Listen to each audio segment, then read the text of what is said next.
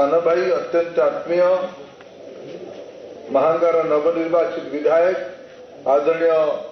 शारदा प्रसाद प्रधान बुल्लू बाबू ये उपस्थित समस्त मौलिक चिंता नायक भाषाविद परम आदरणीय देवी प्रसन्न पट्टनायक महाशय महांगा विकास परिषद सभापति मोर विधायक बंधु माने समस्त मान्यगण्य अतिथिवृंद युवक साथी माने मातृशक्ति सांबादिक बंधुगण मु सर्वप्रथम करवा सौभाग्य पाइले मो भलिया गोटे साधारण लोक मन रे अत्यंत गौरव आसी था अत्यंत उत्साह भी बढ़ी था।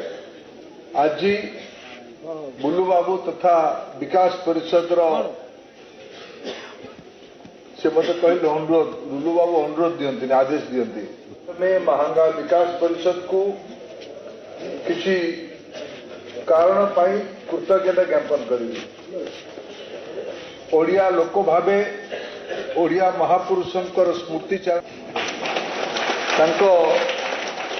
संयोजना कारण आम समस्त एकाठी हो पार्टी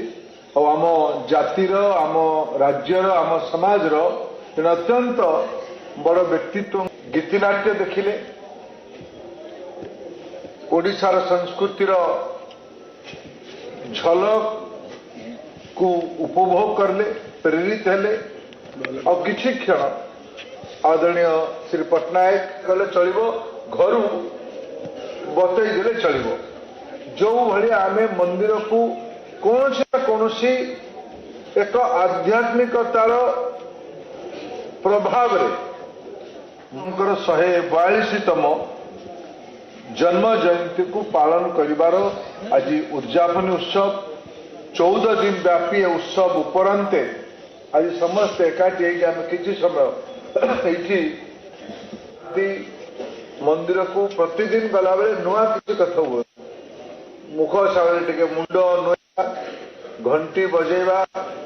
ठाकुर पाखे दियों पाखे साष्टांग प्रणाम करवा सिंदूर पूजारी श्री प्रधान को भलिया बाग्मी मान विद्वान मान वैष्णव पाणी संपर्क में अवगत हेले